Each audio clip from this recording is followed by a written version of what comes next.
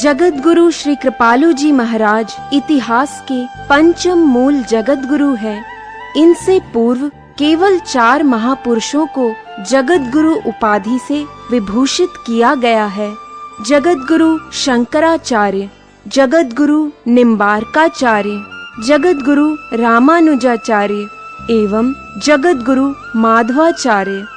जगत गुरु श्री कृपालु जी महाराज की विशेष प्रतिभा संपन्न एवं वरिष्ठ प्रचारिका साध्वी ब्रज चकोरी जी ने संस्कृत में MA किया। पश्चात श्री कृष्ण की महती अनुकंपा से वैराग्य युक्त होकर आचार्य चरणों के सानिध्य में गहन साधना एवं वेदाध्ययन किया। पिछले 3 दशकों में भारत के विभिन्न प्रांतों में विशुद्ध सनातन धर्म का प्रचार कर रहे हैं। चकोरी जी वेदों, पुराणों, शास्त्रों, गीता, रामायण आदि ग्रंथों को कोट करके बड़ी सरलता से ईश्वर प्राप्ति के सर्व सुगम मार्ग को प्रस्तुत करती हैं। यह ध्यान रहे कि ये प्रवचन श्रृंखला धारावाहिक होने के कारण आदि से अंत तक सुनना यानी प्रतिदिन सुनना परमावश्यक है, तभी विषय हृदयंगम हो सकेगा।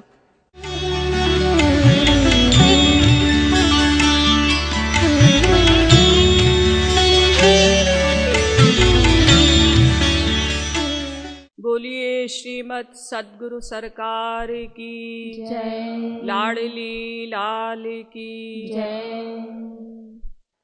प्रथमं सद्गुरुं वन्दे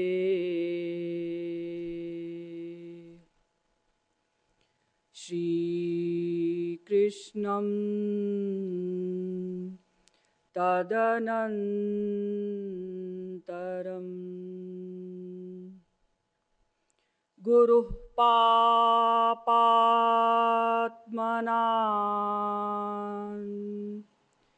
त्राता श्रीकृष्णस्त्वमलात्मनाम् चेतो दर्पणमार्जनं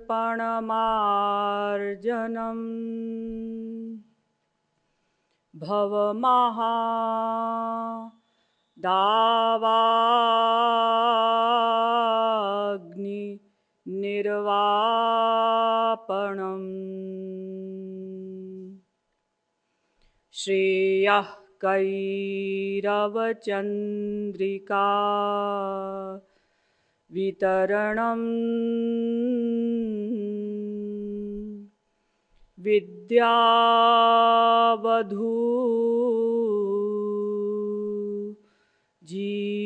जीवनम्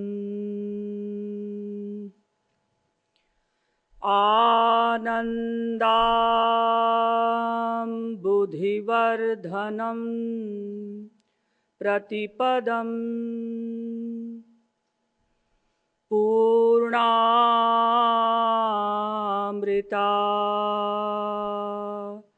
स्वादनम्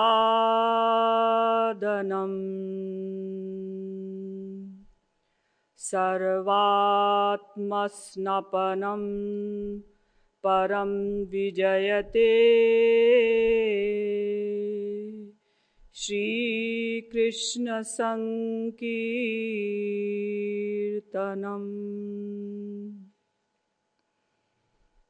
यो ब्रह्माणं विदधाति पूर्वं यो वै वेदांश्च प्रहिणोति तस्मै तग्वं ह देवमात्मबुद्धिप्रकाशं मुमुक्षुर्वै शरणमहं प्रपद्ये।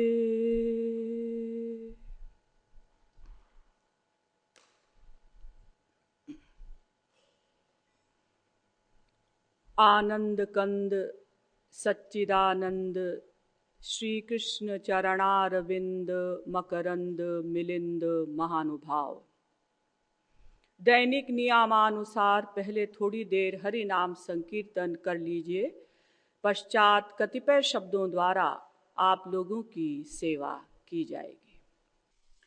भजो गिरिधर गोविंद गोपाला, भजो गिरिधर गोविंद गोपाला, भजो गिरिधर गोविंद गोपाला, भजो गिरिधर गोविंद गोपाला, भजो गिरिधर गोविंद गोपाला, भजो गिरिधर गोविंद गोपाला, भजो गिरिधर गोविंद गोपाला, भजो गिरिधर गोविंद गोपाला, भजो गिरिधर गोविंद गोपाला, भजो गिरिधर गोविंद गोपाला, रे भजो गिरिधर गोविंद गोपाला, भजो गिरिधर गोविंद गोपाला, भजो गिरिधर गोविंद गोपाला, भजो गिरिधर गोविंद गोपाला, भजो गिरिधर गोविंद गोपाला, भजो गिरिधर गोविंद गोपाला। अब आप लोग सावधान होकर बैठ जाएं। रसो वै सह रसग्वम ह्येवायं लब्ध्वा नंदी भवति। इस मंत्र की व्याख्या करते हुए अभी तक आप लोगों को यह बताया गया कि प्रत्येक जीव एक मात्र ईश्वर का ही अंश है, और चूंकि आनंद और ईश्वर ये दोनों पर्यायवाची शब्द हैं, इस प्रकार से विश्व का प्रत्येक जीव आनंद का अंश हुआ। और चूंकि प्रत्येक अंश अपने अंशी से ही स्वभावतः प्यार करता है, इसलिए हम लोग स्वाभाविक रूप से अपने अंशी उस आनंद से यानी ईश्वर से प्यार करते हैं। और चूंकि विश्व का प्रत्येक जीव अनादि है और एक क्षण को भी अकर्मा नहीं रह सकता, इसलिए हमारा ये आनंद प्राप्ति का प्रयत्न भी अनादिकाल से चल रहा है, परंतु हम लोग आज तक भी आनंद की एक बूंद भी न प्राप्त कर सके। उसका कारण क्या है? उसका कारण ये है कि हमने अभी तक उस ईश्वर को, उस आनंद स्वरूप ईश्वर को नहीं जाना, नहीं प्राप्त किया। वेद में कहा गया कि तमेव विदित्वाति मृत्युमेति नान्यः पंथा विद्यते यनाय।3 अध्याय का 8वां मंत्र। उसको जान कर ही तमेव विदित्वा अति मृत्यु मेति, कोई मृत्यु को, माया को पार कर सकता है। नान्यः पंथा विद्यते यनाय, और कोई मार्ग नहीं है। जब ये कह दिया था कि उसको जान कर ही कोई माया से, मृत्यु से परे हो सकता है, तो ये कहने की क्या आवश्यकता थी कि और कोई मार्ग नहीं है? ये पक्का करने के लिए दोहरा दिया। यानी वेद का इशारा ये है कि समस्त जीव उस ईश्वर को जाने। तो ठीक है, जब एक ही मार्ग है, एक ही उपाय है माया से परे होने का कि ईश्वर को जानना ही होगा, तो ठीक है, हम चलते हैं उस ईश्वर को जानने के लिए। लेकिन किससे पूछें कि वो ईश्वर कैसा है, कैसे मिलेगा? यदि हम अपने मायाधीन भाइयों से पूछते हैं तो वो तो ऐसा ही होगा जैसे अंधे नैव नीयमाना यथांधाः। जैसे कुछ अंधे कहीं इकट्ठे हो जाएं और उनमें से एक अंधा कहे कि भाई मुझे प्रवचन स्थल पर चलना है। दूसरा अंधा सोचे कि हूं तो मैं भी अंधा, लेकिन इसे क्या पता कि मैं अंधा हूं, चलो इसको बेवकूफ बनाते हैं। तो दूसरा अंधा पहले अंधे से कहता है, ए अंधे इधर आ, ले मेरा हाथ पकड़, चल मैं तुझे प्रवचन स्थल पहुंचा दूंगा।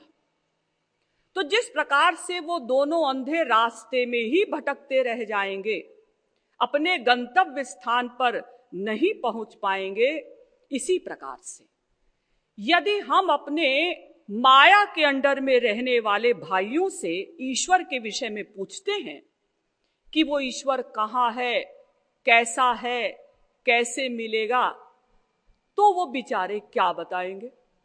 वो हमारी ही तरह सूरदास हैं, मायाधीन हैं। और यदि आप कहें कि हम किसी संत से पूछ लेंगे, तो पहले संतों की परिभाषा समझिए, संतों को पहचानिए। कोई ऐसा तो है नहीं कि भाई ये डॉक्टर MBBS MD है, चलो इससे इलाज करा लो। हम कैसे पहचाने, कैसे समझे कि अमुक महात्मा वास्तव में सच्चा महात्मा है भी या नहीं? आप लोग कहेंगे कि फिर हम किसी ग्रंथ को पढ़कर भगवान के विषय में समझ लेंगे। ना,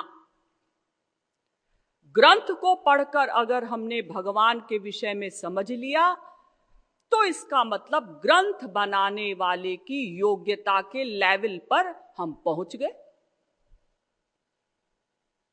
इंग्लैंड में एक फिलोसोफर हुआ, उसने लिखा कि भारतवर्ष में एक गाय का चरवाहा हुआ बेपढ़ा लिखा।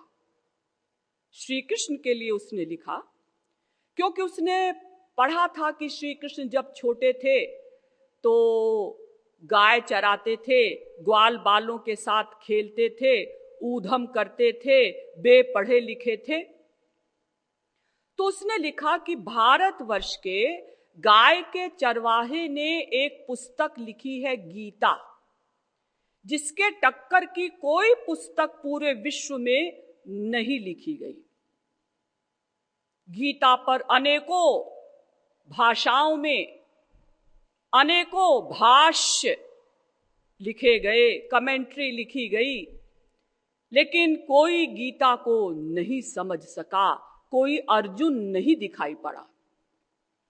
तो जब भारतवर्ष के गाय के चरवाहे की ये स्थिति है, तो वहां के जो पढ़े लिखे लोग हैं उनका क्या हाल होगा? यानी उसे आश्चर्य हुआ। तो पुस्तक को पढ़कर भी हम भगवान के विषय में नहीं समझ सकते, और फिर एक दो पुस्तक तो है नहीं कि पढ़ लें। श्रुतिर्विभिन्ना स्मृतयोर्विभिन्ना नैको मुनिर्यस्य वचः प्रमाणम् शास्त्रस्य तत्त्वं निहितं गुहायां महाजनो येन गतः स पंथाः। महाभारत में लिखा है कि श्रुतियों में अलग ढंग से लिखा है, स्मृतियों में अलग ढंग से लिखा है, पुराणों में अलग ढंग से लिखा है। हम क्या समझेंगे? श्रुति पुराण बहु कहे उपाई छूटना छूटना अधिक अधिक अरुझाई। जितने ग्रंथों को हम पढ़ते हैं सुलझते नहीं और उलझते जाते हैं। आप लोग कहेंगे कि तुलसीदास जी की रामायण तो हम समझ ही सकते हैं, वो तो अवधी भाषा में है, इतनी तो हिंदी हम जानते हैं कि अवधी भी हम समझ लेंगे।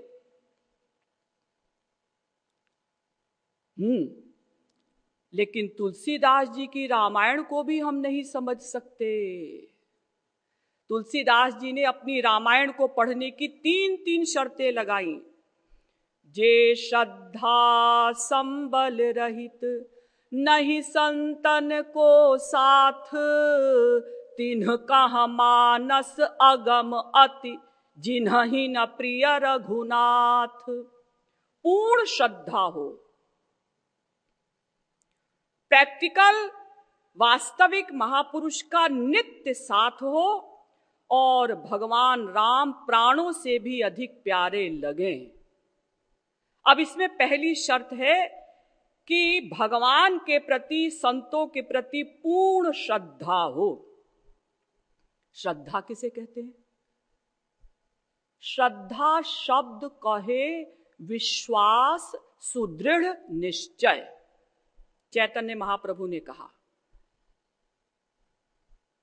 भगवान और गुरु के प्रति पूर्ण विश्वास हो, दृढ़ निश्चय हो, वो ही हमारे हैं। इसका नाम श्रद्धा। आदि जगत गुरु शंकराचार्य जी भी लिखते हैं, गुरु वेदांत वाक्येषु दृढ़ो विश्वासः श्रद्धा। गुरु और वेदांत के वाक्यों में दृढ़ विश्वास का होना ही श्रद्धा है। और फिर आप कहते हैं कि हम तुलसीदास जी की रामायण समझ लेंगे। क्या तुलसीदास जी, सूरदास जी, मीराबाई, नानक जी, तुकाराम जी, शंकराचार्य जी, बल्लभाचार्य जी, जयदेव जी, ये सब महापुरुष थे? आप कहेंगे हाँ थे। आपके पास कोई पैमाना है नापने का? नहीं जी, पैमाना क्या, सभी कहते हैं कि ये सब महापुरुष थे। सब कहते ही तो हैं, क्या किसी को पर्सनल एक्सपीरियंस हुआ? नहीं जी, एक्सपीरियंस तो नहीं हुआ। तो फिर ये सब महापुरुष थे, इसमें किसी को डाउट हो सकता है? अरे आपको ना हो, किसी को हो सकता है। या कोई ये सोच सकता है कि ये सब महापुरुष तो थे, किंतु पता नहीं भगवान के बराबर थे कि नहीं थे। इसलिए किसी संत की वाणी के द्वारा भी हम भगवान के विषय में नहीं समझेंगे। तो फिर हम किससे पूछें कि वो ईश्वर कहाँ है, कैसा है, कैसे मिलेगा? वेदों से। क्यों? क्योंकि वेद हमारे सनातन धर्म की निधि हैं। वेद भगवान के वाक्य हैं। वेदों को किसी ने लिखा नहीं। निश्वसित मत्स्य वेदाः, भगवान की सहज श्वास से ये वेद प्रकट हुए हैं। जाकी सहज श्वास श्रुतिचारी,